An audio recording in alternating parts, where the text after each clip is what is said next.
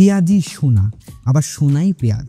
আজকের ভিডিওটা মাসে পেঁয়াজ তৈরি হয় যেটা কৃষকের কাছ থেকে পান সেইটা 1000 টাকা এবং পেঁয়াজের মান অনুযায়ী 1200-1100। বা আপনি যদি কম দামে পেঁয়াজ কিনে লাভবান হতে চান তাহলে এই ভিডিওটি আপনার জন্য। হ্যাঁ, পেঁয়াজি সোনা, আবার সোনাই পেঁয়াজ। আজকের ভিডিওটা সম্পূর্ণ দেখলেই বুঝতে পারবেন কেনই সোনা পেঁয়াজ আবার পেঁয়াজ সোনা। তো চলুন শুরু করছি আজকের ভিডিও। প্রথমে জানবো পেঁয়াজের স্টক ব্যবসা কি। পেঁয়াজের স্টক মানে আপনি যে মৌসুমে পেঁয়াজ তোলা হয়, যে মৌসুমে পেঁয়াজের আমদানি বেশি হয়, বা যে সিজনে বা যে মাসে পেঁয়াজ তৈরি হয় যেটা কৃষকের কাছ থেকে পান, সেই পেঁয়াজ মজুতভাবে রেখে আপনি তাদের থেকে কিনে মজুতকৃত প্রক্রিয়াটাকেই পেঁয়াজের স্টক বলা হয়। অর্থাৎ আপনি কৃষকদের কাছ থেকে কিনে বা যে সময়ে পেঁয়াজের আমদানি বেশি থাকে সেই সময়ে পেঁয়াজটা কিনে আপনি আপনার গোডাউনে বা আপনার কোথাও যেখানে আপনার আড়তে স্টক করে সেটা পরবর্তী টাইমে যখন মৌসুমটা চলে যাবে বা যখন পেঁয়াজের মৌসুম একদমই থাকবে না তখন কিন্তু এই স্টকটা এখান থেকে পেঁয়াজ বিক্রি করে লাভবান হতে পারেন। কারণ যে সময়ে আমদানি চলে, পেঁয়াজটার আমদানি হয়, সেই সময়ে পেঁয়াজের দাম খুবই কম থাকে। তো এইভাবেই ব্যবসা শুরু হয়। এটাকেই বলে পেঁয়াজের স্টক ব্যবসা। কোথায় থেকে পেঁয়াজ পাবেন? পেঁয়াজ পেতে হলে আপনাকে বাংলাদেশের পাবনা, রাজবাড়ী, চুয়াডাঙ্গা, কুষ্টিয়া, ফরিদপুর এবং ঝিনাইদহ এই সব এলাকা থেকে কিন্তু আপনি পেঁয়াজ আমদানি করবেন বা পেঁয়াজটাকে ক্রয় করবেন কৃষকের কাছ থেকে। অথবা আপনি চাইলে আড়তদারের কাছ থেকেও পেঁয়াজটা ক্রয় করতে পারেন। তবে সরাসরি কৃষকের কাছ থেকে কিনলে একটু হলেও কম পাবেন আড়তদারের থেকে কেনার চেয়ে। এবার আসি আপনার মূলধনটা কেমন হওয়া লাগবে। আপনি মূলধনটা আপনার উপরই একান্ত নির্ভর করছে। আপনি কত মন পেঁয়াজ স্টক করবেন বা আপনার টার্গেট কতটুকু বা আপনার পুঁজি কতটুকু, সেই অনুযায়ী আপনি কিন্তু এই ব্যবসাতে আপনি পেঁয়াজ স্টক করে রাখতে পারেন। প্রথমত আপনি ব্যবসাটা বুঝে নিলেন, একটু মানুষের কাছ থেকে জেনে বা পেঁয়াজের কৃষকদের বা পেঁয়াজ যারা চাষ করে তাদের থেকে জেনে বা পেঁয়াজের আড়তদারের কাছ থেকে কিছু ইনফরমেশন জেনে নেবেন যে কখন কোন সময়ে দামটা কম থাকে বা কিভাবে পেঁয়াজ কিনলে লাভবান হবেন, এইটা একটু জেনে নেবেন। তারপরেও আমি বলবো এই সম্পূর্ণ ভিডিওটা দেখলে আপনি প্রথমে পেঁয়াজটাকে আপনার মূলধনের উপর টার্গেট করে পেঁয়াজটা স্টক করবেন। স্টক কিভাবে করবেন, কোথায় করবেন, এগুলোও বলবো। সামনে আসছি ভিডিওতে, মূল আলোচনায় যাব আমরা। তো তার আগে আমরা জানি কত টাকা লাগবে। আপনি যদি যে সময়, অর্থাৎ এই মাসে এখন যে ভিডিওটা আপলোড করছি এই সময়টাতে কিন্তু পেঁয়াজের আমদানি প্রচুর। এই সময়টা পেঁয়াজ কিন্তু কৃষকেরা ঘরে তুলছে। সবাই প্রায় অলরেডি পেঁয়াজ কিন্তু তাদের বিক্রি করে দিচ্ছে, অথবা কেউ স্টক করছে, কৃষকেরাও স্টক করে, অথবা কোনো কৃষক বেচে দিচ্ছে বা বেচছে। বাজারে এই সময়টাতে পেঁয়াজের আমদানি প্রচুর, পেঁয়াজ এবং রসুন। তো আপনি এই সময়টাতে, অর্থাৎ এই মাসে 2025 সালের এই মাসে পেঁয়াজ যাচ্ছে 1000 থেকে 1200 টাকা মন, বা সময় ভেদে আপনি 1200 টাকা বেশিও পেতে পারেন বা 1200-1400 এমন আন্ডারে। যেমন 2 দিন আগেও ছিল 1000 থেকে 1200। আজকের দরে আমরা জেনেছি এটা হলো 1400 টাকা মন। তো পেঁয়াজের মান দেখে কিন্তু আবার দাম হয়।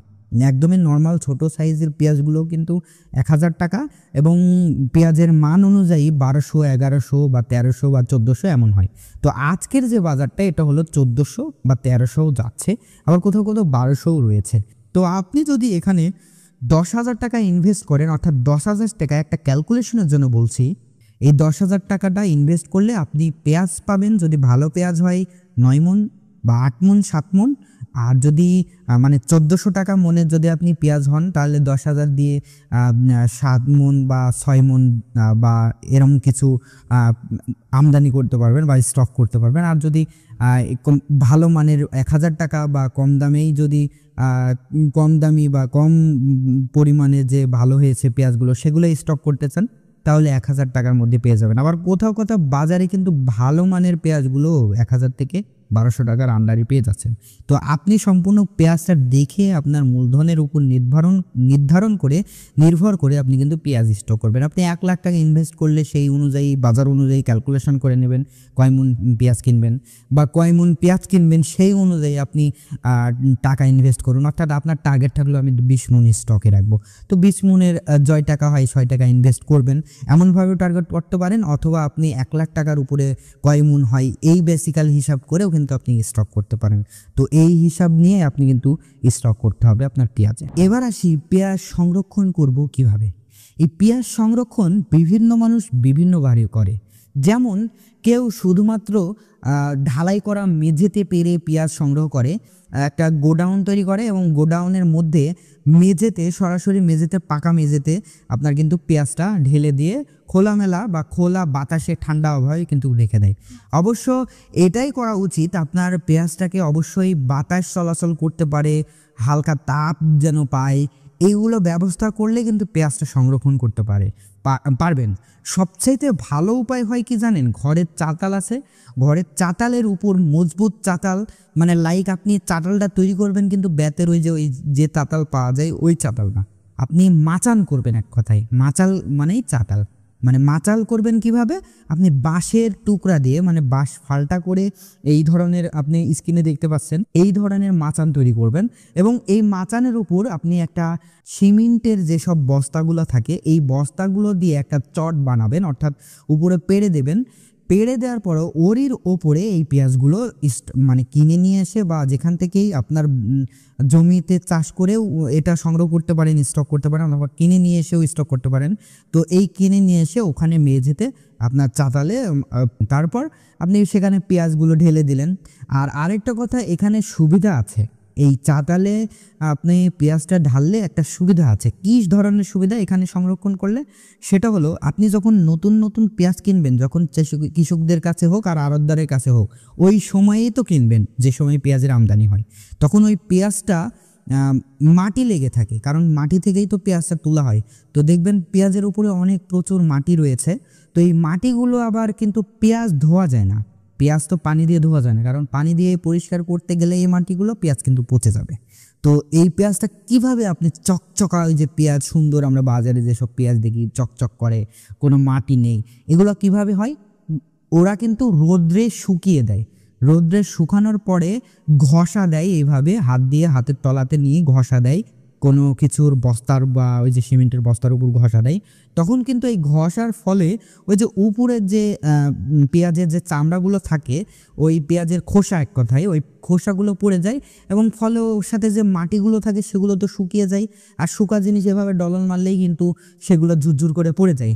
তো যখন এইভাবে ডলন দিবেন রোদ্রের তাপে, ওরা তো শুকিয়ে থাকবে, তখন ডলন দিবেন, চামড়াটা নতুন পরিবর্তন হয়ে যাবে এবং সেই সাথে মাটিও জুড়ে যাবে, পেঁয়াজটা বের হয়ে আসবে একদমই চকচকা হয়ে। তো এই চকচকা পেঁয়াজটা এখান থেকেই পাবেন। কিভাবে? এই যে আপনি যে চাতালের উপর রেখে দিচ্ছেন, মানে চাতালের উপর, ঘরের ছাদ বা চাতালের উপর রেখে দিচ্ছেন, ওই যে আপনার ছাদে যে সূর্যের রোদটা লাগছে, প্রতিটা বাড়িতেও তো রোদ প্রত্যেকটা জন কিন্তু ছাদ হয়, তো এই যে ছাদের যে রোদটা লাগছে ওই হিটে কিন্তু পেঁয়াজটা শুকিয়ে যাচ্ছে, অর্থাৎ পেঁয়াজ আলাদাভাবে রোদ্রে শুকিয়ে প্রস্তুত করা লাগছে না, মানে ওখানেই সংরক্ষণ করলেন। যখন পেঁয়াজের বিক্রি করার সময় হবে বা যে সময় আপনি বিক্রি করতে চাইবেন ওই সময়ে ওখান থেকেই জাস্ট ডলা মেরে পেঁয়াজটা প্যাকেজিং করে বাজারে কিন্তু বিক্রি করতে পারেন। তো এইভাবে কিন্তু সংরক্ষণ করলে আপনার সুবিধা হবে। ছাদওয়ালা বাড়ি তারা অবশ্যই ছাদে একটা সুন্দরভাবে চাল দিয়ে রাখবেন এবং ওই চালের নিচেই ওই পেঁয়াজগুলো সংরক্ষণ করবেন, বাতাস চলাচল করতে পারে যেন, এবং মানুষের সংস্পর্শে বাইরে থাকে, কারণ মানুষ গেলে ওইটা 1-2টা করে তো চুরি করে নেবেই। তো এমনভাবে সুরক্ষিত রাখবেন, মানে সুরক্ষিত, প্রাকৃতিক সুরক্ষিত এভাবে করবেন, আর চোর চাকরের জন্য সুরক্ষিত আপনার ইচ্ছা মতো করে নেবেন। তবে অবশ্যই মনে রাখবেন আপনি কিন্তু পেঁয়াজটা সরাসরি রৌদ্রের আলোতে দিবেন না, কারণ কি রৌদ্রের আলোতে দিলে ওইটা পচে যায়, কারণ ওই যে ভেতরে পেঁয়াজের ভেতরে যে ভেজা ভাব রস থাকে ওই রসটা কিন্তু শুকিয়ে যায়। তো শুকিয়ে যাওয়া মানে পেঁয়াজটা পচে যাওয়া। তো সরাসরি রোদ্রে না দিয়ে এই যেভাবে একটা হিট লাগে চাতালে রাখলে যে একটা হিট লাগে, এইটা হলে এনাফ। এবার আসি এই পেঁয়াজটা আপনি বিক্রি কোন সময় করবেন এবং কাদের কাছে বিক্রি করবেন। আপনি চাইলে হাটে নিয়ে গিয়েও বিক্রি করতে পারেন, অর্থাৎ আপনার এলাকায় ভিত্তিক যে বাজারগুলো হয় একটা নির্ধারিত দিন থাকে প্রত্যেক এলাকারই যে এইবারে আমাদের হাট, ওই হাটে নিয়ে গিয়েও কিন্তু আপনি চাইলে দোকানদারিভাবে বিক্রি করতে পারেন, অথবা আপনি চাইলে টোটালি পেঁয়াজগুলো একবারে আড়তদারের কাছে সেল দিতে পারেন। এভাবে আপনি বিক্রি করতে পারেন। এবং কোন সময়ে বিক্রি করবেন? যখন দেখবেন পেঁয়াজের দামটা একটু বেড়েছে, আপনার মনে হচ্ছে যে এখন আমার পেঁয়াজটা যে কেনা দামে কিনেছিলাম এখন পেঁয়াজটার দাম বেড়ে গেছে, এই সময় বিক্রি করলে আমার একটু প্রফিট আসবে, ওই সময়টাতে আপনি বিক্রি করবেন। আপনি নিয়মিত বাজার তদারকি করবেন যে কোন সময় কোন আপনার সিজন যখন পার হয়ে যাবে, অফ সিজন যখন থাকবে, অফ সিজনে এই পেঁয়াজটা আপনাকে বিক্রি করতে হবে। এবং অফ সিজনে নজর রাখতে হবে আড়তদার প্লাস বাজারে বা হাটে বাজারে কেমন ধরনের দাম যাচ্ছে এবং চাহিদা পেঁয়াজের, সেই সময় আপনি সেইগুলো বুঝে আপনি কিন্তু পেঁয়াজটা সেল দেবেন। অথবা আপনার আলাদাভাবে খবর নাও নেওয়া লাগবে না, আপনি যখন অফ সিজন চলে আসবে তখন দেখবেন পেঁয়াজের ক্রাইসিস চলবে বাজারে বা পেঁয়াজের দাম বাড়াই দেবে। আপনি তো হাট বাজার করতে গেলে আপনি তো হাটে যাবেন, মাছ মাংস কাঁচা তরকারি সবজি তো আপনি বাসার জন্য নিতে যাবেন, ওই সময় পেঁয়াজের দামটা চেক করে নিলেন এবং যখন দেখবেন যে পেঁয়াজটার দামটা একটু বেশি, তখন আপনি আড়তদারের কাছে সরাসরি কন্ট্যাক্ট করবেন, বিভিন্ন আড়তদারের সাথে তখন থেকে শুরু করবেন কন্ট্যাক্ট করা। কারণ নিয়মিত যখন কন্ট্যাক্ট করলে আপনি ঠকবেন না। এই পেঁয়াজটা বেচে দেখা যাচ্ছে আপনার কাছে এক দাম জানলো, আরেকজনের কাছে আরেক দাম ধরলো আড়তদারওয়ালা। তো এর ফলে আপনি সব আড়তদারকেই যাচাই করবেন, জাস্টিফাই করার পরে আপনি দেন ভালো দামে সেল করবেন, যার কাছে আপনি ভালো পাবেন। এই বিক্রি করার সিস্টেমটা আপনি নিজেই বুঝে যাবেন যখন স্টক করবেন এবং পেঁয়াজের সময় চলে আসবে, যখন অফসিজন হয়ে পেঁয়াজের বিক্রি করার সময় চলে আসবে, তখন আপনি নিজেই বুঝতে পারবেন যে এখন পেঁয়াজটা আপনি সেল দিতে পারেন। তো এভাবে আপনি সেল দিবেন। কাঁচামালের ব্যবসায় একটু রিস্ক থাকেই, কারণ আপনি ধরুন আজকে বাজারে যে 1100 টাকা দিয়ে পেঁয়াজ কিনলেন, দেখা যাচ্ছে যে কিছুদিন পরে সেই পেঁয়াজটা 900 টাকা হয়ে গেল, এমন ঝুঁকি থাকে। আবার পেঁয়াজটা ভালোভাবে সংরক্ষণ করতে না পারলে পেঁয়াজটা নষ্ট হওয়ার সম্ভাবনা থাকে। আবার পেঁয়াজে যদি বেশি খাম দাগ বা খামখোটা লাগে, ফাটা থাকে, সেগুলো কিন্তু নষ্ট হয়ে যায়। তাই একটু ভালোভাবে বাছাইকৃতভাবে একটু পেঁয়াজগুলো সংগ্রহ করবেন।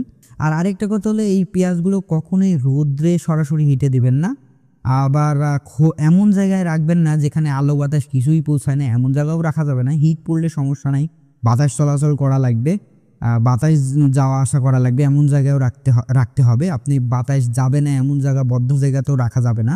আবার এই পেঁয়াজগুলো কোনো মতে যেন পানির সংস্পর্শে না আসে, লাইক বৃষ্টি হচ্ছে, বৃষ্টিতে ভিজে গেল, বা আপনি পরিষ্কার করলেন পেঁয়াজটা পানি দিয়ে, এটা করাই যাবে না। এক কথায় পেঁয়াজটাকে একদম শুকনো জায়গায় রাখতে হবে, প্রপারলি শুকনো জায়গায়। আবার অনেক সময় মাটির মেঝেতে দিলে বৃষ্টির সময় কি হয়, মাটিটা ভিজা হয়ে যায়, ওটাতেও দেওয়া যাবে না। একটা প্রপারলি সুন্দর শুকনো জায়গায় এটা সংরক্ষণ করতে হবে। তবে আপনাকে যে প্রথমে যে বিষয়টা বললাম যে কাঁচামালের ব্যবসায় একটু ঝুঁকি থাকেই, এটা অবশ্যই থাকে, তবে পেঁয়াজের ক্ষেত্রে একটু আলাদা। পেঁয়াজ যখন অফ সিজন থাকবে অবশ্যই আপনার বাজার স্টকে অনেকেই করবে। তো পেঁয়াজের যখন সিজন থাকবে না তখন অবশ্যই যে জিনিসটার অফ সিজন চলবে সেই জিনিসটার চাহিদা ওই সময় থাকবে। আর পেঁয়াজ এমন একটা জিনিস সব সময়, প্রত্যেকটা সময় মানুষের চাহিদা অনেক থাকে। এই যতগুলো কাঁচামালের প্রোডাক্ট আছে তার থেকে এই পেঁয়াজটা সবচাইতে কম রিস্ক থাকে, সেটা হলো পেঁয়াজ। তো চাই আপনি এই বিদেশ থেকে আপনি চলে এসেছেন বা আপনার কাছে টাকা আছে, ইনভেস্ট করার জায়গা নাই, সেক্ষেত্রে আপনি কিন্তু এই পেঁয়াজের ইনভেস্টটা করতে পারেন এবং করে দেখতে পারেন, লাভবান হবেন ইনশাল্লাহ, সঠিক গাইডলাইন মেনে। এই যে আমার ভিডিওটা সম্পূর্ণভাবে ফলো করলে, আমার টিপসটা সম্পূর্ণভাবে ফলো করলে, সেই অনুযায়ী কাজ করলে অবশ্যই ইনশাল্লাহ আপনি সফলতা পাবেন। আর যারা প্রবাসী আছেন, যারা বিদেশ থেকে ভিডিওটা দেখছেন বা প্রবাসী আছেন, বাসায় এসে কি করবেন সেটা বুঝতে পারছেন না, বা টাকাটা কোথায় কাজে লাগাবেন, টাকা পাঠাচ্ছেন প্রবাস থেকে, এই কাজটা করতে পারেন। আপনি কিন্তু বিদেশ থেকে এই কাজটা করতে পারেন, আমাদের বাসার যে কোনো কাউকে দিয়ে আপনার নিজস্ব এলাকাতে, নিজস্ব বাসাতেই কিন্তু এই পেঁয়াজ স্টক করতে পারেন। কারণ আপনার ভাই, বাবা বা ছেলে বউ বাচ্চা তো থাকবেই, তাদের মাধ্যমে কিন্তু টাকা পাঠিয়ে তাদের মাধ্যমে কিন্তু পেঁয়াজটা আপনি কিন্তু স্টক করতে পারেন আপনার বাসাতে, আপনি বিদেশ থেকেও। তো এই জিনিসটা অবশ্যই করবেন। যাদের কাছে 10,000 টাকাও আছে তারা এই জিনিসটা ইনভেস্ট করা চেষ্টা করবেন। তবে অবশ্যই এটা একটু লেন্দি প্রসেস, কারণ স্টকটা একটু বেশি দিন করতে হবে। তাই অবশ্যই সেই অনুযায়ী আপনাকে ক্যাপাবিলিটি নিয়েই কিন্তু টাকা লাগাতে হবে। কারণ অনেকে দেখা যাচ্ছে যে আমার কথা শুনে হয়তো বা 10,000 টাকা আছে আর কোনো টাকা নেই, সম্পূর্ণ এর মূলধনটাই আপনি পেঁয়াজের স্টকের উপর লাগিয়ে দিলেন। সো আপনি কিন্তু তাড়াতাড়ি সফলতা পাবেন না, ফলে আপনি কিন্তু অন্য জায়গাতে অভাবে অনটনে এমন পড়তে পারেন। তো অবশ্যই আপনি যদি 20,000 টাকা থাকে, অবশ্যই 10,000 টাকা রেখে 10,000 টাকা পেঁয়াজের স্টক করতে পারেন বা রসুনের স্টক করতে পারেন। রসুনের স্টক কিভাবে করবেন যদি জানতে চান, অবশ্যই আমাদের ভিডিওতে কমেন্ট করবেন, আমরা নেক্সট ভিডিও নিয়ে আলোচনা করব। ততক্ষণে সবাই ভালো থাকবেন, সুস্থ থাকবেন। আল্লাহ হাফেজ।